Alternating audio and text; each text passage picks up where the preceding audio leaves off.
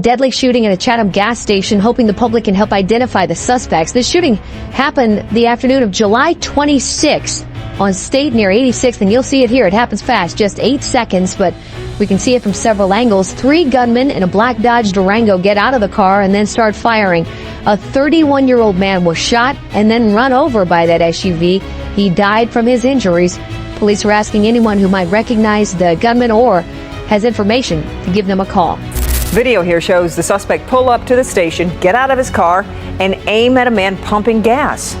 Police say the suspect fired several times, killing the man and leaving a 17-year-old woman in critical condition. Police say the shooting stemmed from a disagreement. The suspect is not in custody. Welcome to this little journey through Sweden's, what shall we call it, Wild West transformation. From once sitting at home worrying about whether it would perhaps rain or not on Midsummer Eve, to now being in the headlines of international press for the most shootings in Europe. Gay, Sweden, right? Let's break down how this could happen. And no, this is not a feel-good story. A few decades ago, we were about as exciting as a Saturday trap at a library. Violence was something that happened in movies, and the biggest drama was if milk got expensive again. But now, it seems like we have taken all our inspiration from American gangster movies. But really, how did they go wrong? So here's the thing.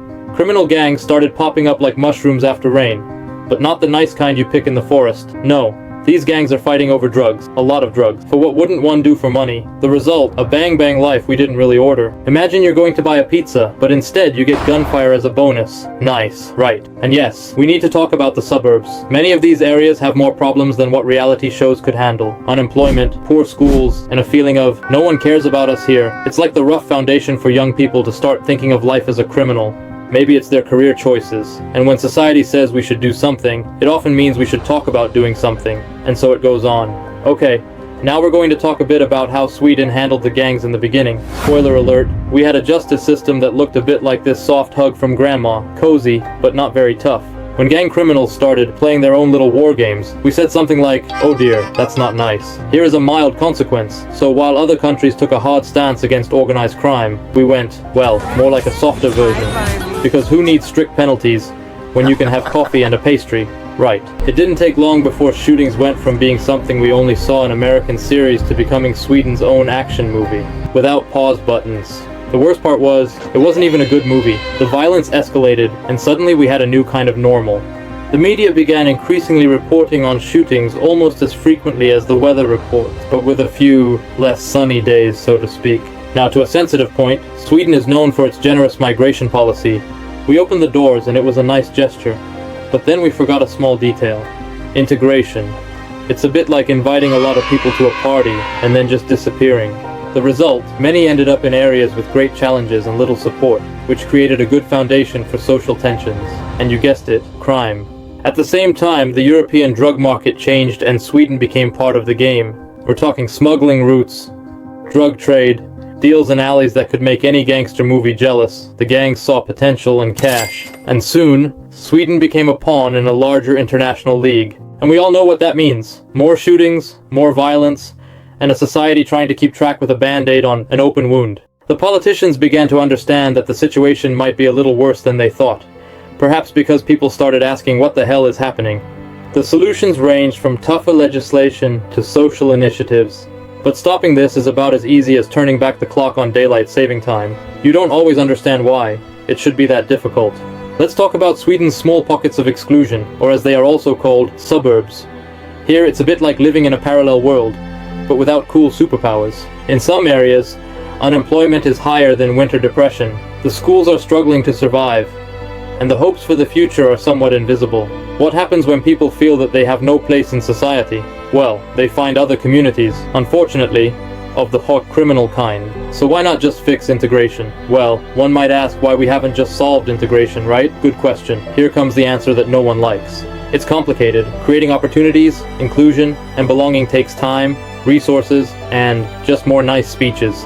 In the meantime, the gangs have been ready with their own solutions. A life of crime. It's like a club that is easy to join but harder to leave. And no, there are no membership cards. So the gangs have become professionals at recruiting. They promise quick money, status, and community. And no, it doesn't even take a PowerPoint to convince, believe me. Young guys and sometimes girls who lack other opportunities or role models can quickly get drawn in. It's kind of like enticing someone with a free sample, and then they're hooked. That's a bit the difference. What is the difference? Here the stakes are much higher, and what happens on the other side? The police. The police are trying to fight back, of course. But it's not like in Hollywood movies where the hero always wins. The resources are not always sufficient. The laws are often blunt. And society's expectations for quick solutions are higher than the tone at the Madrid festival. It's a tough battle, and many police officers are under pressure to solve everything.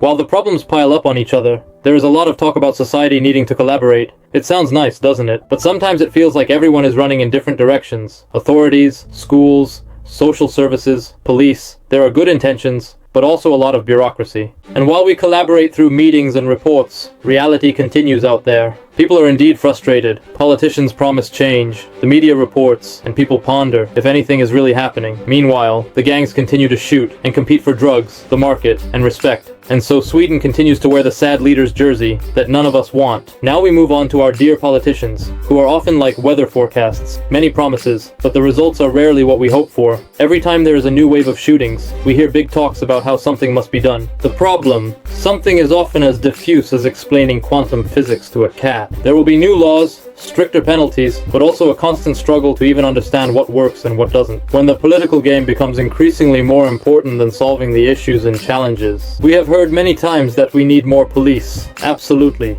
More police are good, but solving such a complex situation is not just about throwing guards on a nightclub floor. It requires education, resources, and above all, a functioning legal system to stop the violence. And at the same time, building relationships and trust in vulnerable areas is not something that just happens on autopilot. Another important piece of the puzzle is that Sweden has become a transit route and market for drugs. No, we're not talking about smuggling candy. Oh, this is about billion-dollar industries. Criminal networks see Sweden as an attractive market, and when money is involved, the levels of violence rise. For the gang, it is a matter of power and control.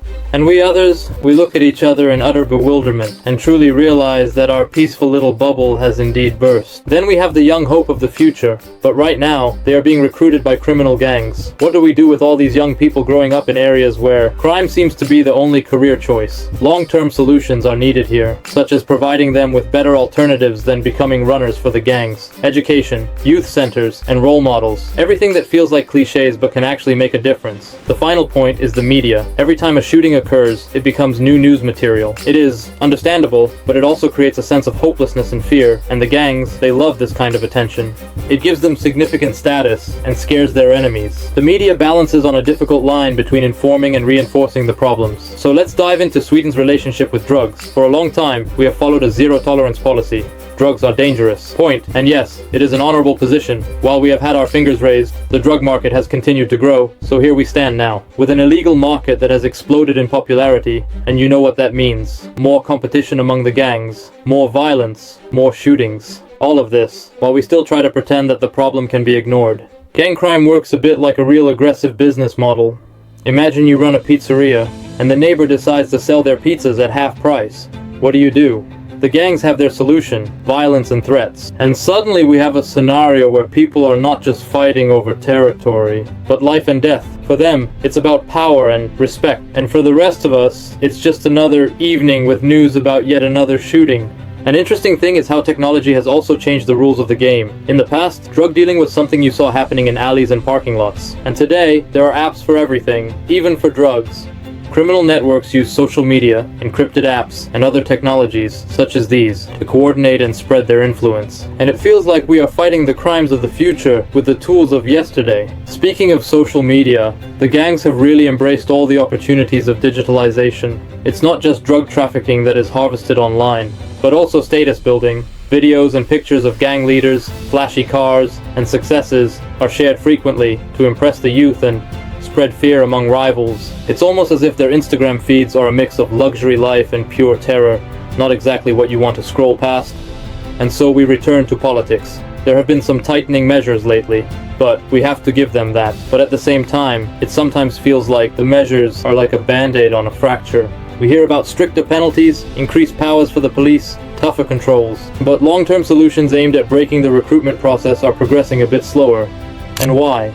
Because it is difficult, time-consuming, and not as popular on election posters. The question many are asking is, how could we have come this far? It is about a perfect storm of factors. Drug trade, lack of integration, segregation issues, ineffective politics, and constantly changing crime. And then we have ourselves, the society that watched while it escalated. So yes, here we stand now, and it is a long way back. So, is this a battle we can win? The answer is perhaps it will require enormous efforts, political will, and the courage to actually address the difficult questions. We cannot just throw more police on the streets and think that everything will be solved. Just as we cannot pretend that social efforts alone will suffice. It's like trying to fix a broken car with tape, and eventually everything falls apart. One thing that is clear is that we as a society must stop looking away. This is everyone's problem, and we all need to engage at all levels, from politicians to local associations, and from schools to individuals. There is no quick fix here, so yes, Sweden has fallen down quite a bit, into a pit, but that doesn't mean we have to stay there. Okay, let's wrap this up. Sweden has gone from being the poster child of safety to making international headlines, and having the most shootings in Europe, and more explosions than in Afghanistan. So what happened? A mix of gang crime, drug trafficking, failed integration, and politicians who sometimes seem better at giving speeches than making things happen. It's like a cocktail of problems where no one wants to take the last sip. But not everything is completely dark. We can still turn this around, if we work together, act smart, and dare to tackle the problem for real. So the next time you hear a politician promise change, or see a new report about shootings, remember there is hope, as long as we don't just talk about it, but actually do something. Thank you for watching, and remember, this is everyone's struggle, not just a good story for the news. And now, if you'll excuse me, I'm going to look for Sweden's last remaining safe corner. Let me know if you find it before I do. So then, we'll be in touch. Comment, subscribe, like this video. We'll talk soon.